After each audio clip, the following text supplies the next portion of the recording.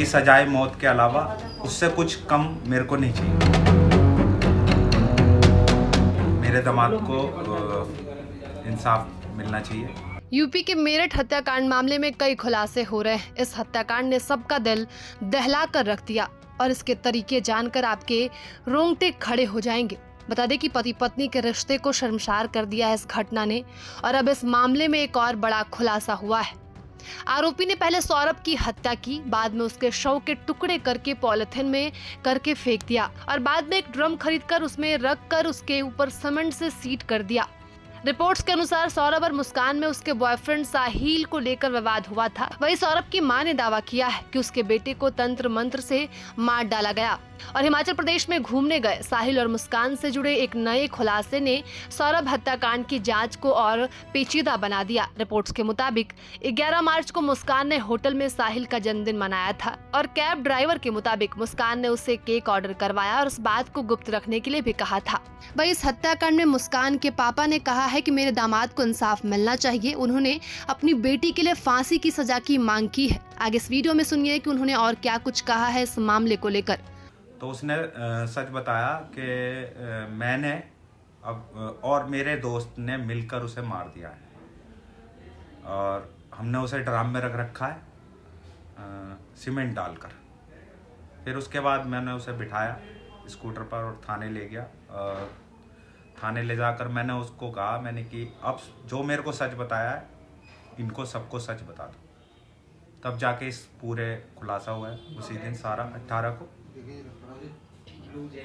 और मैं फिर करूँगा, इस फैसला जल्द से जल्द आना चाहिए और ये वाला है बेटा, इसकी सजाए मौत के अलावा उससे कुछ कम मेरे को नहीं चाहिए। मैं मुस्कान का पिता हूँ और उसने जो करा है वो सही नहीं करा, बहुत गलत है समाज के लिए भी, और आगे से ना हो उसे फांसी की सज़ा मिलनी चाहिए। मेरे दामाद को इंसाफ मिलना चाहिए, वो इसके हकदार है और जितना सही होगा मैं करूँगा इसके लिए। सर, जैसे मुस्कान आई थी आपके पास तब वो क्या बोल रही थी आपको आगे?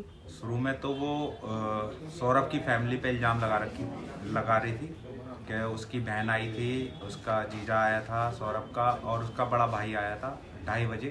तो सौरभ ने किवाड़ खोले और उन्हें अंदर बुलाया। उसके बाद मेरे आंखों के सामने उसे मार दिया जान से और ड्रम में डाल के मेरे को चाकू की नोक पे घुमाते रहे 13-14 दिन।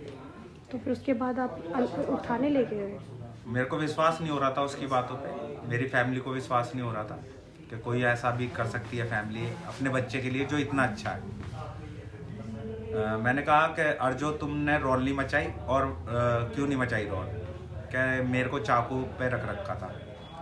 मैंने कि जब कोई चीज़ को वो सौरभ जग रहा था और उनसे ऐसा करा होगा तो कुछ तो आवाज़ें आई होंगी। दूसरी फैमिली भी रहती हैं उसी में, किराए पे रहती हैं। मैंने किसी ने कुछ सुना है? कह रही नहीं।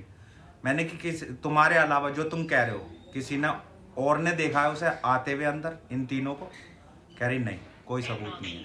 मैंने कि फिर तुम झूठ बोल रहे हो बिल्कुल, किसी ने कुछ सुना नहीं है, देखा नहीं है, जिसमें कि रात का जब वक्त होता है एक छोटी सी आवाज़ सबको सुनाई देती है। और वरिष्ठ जेल अधीक्षक वीरेश राज शर्मा ने बताया कि मुस्कान और उसके प्रेमी साहिल शुक्ला को बुधवार शाम करीब 6 बजे जेल लाया गया था। मुस्कान को महिला बैरक में रखा गया, वहीं साहिल को पुरुष बैरक में रखा गया है। उन्होंने बताया कि मुस्कान ने किसी से बातचीत नहीं की और उसे दिया गया खाना भी नहीं खाया। वहीं सूत्रों के हवाले से बताया गया कि मुस्कान रात भर रोती रही, लेकिन जेल अधीक्षक ने इस पर टिप्पणी करने से इनकार कर दिया। प्रभातखबर.com, विश्वास वही, रफ्तार नहीं।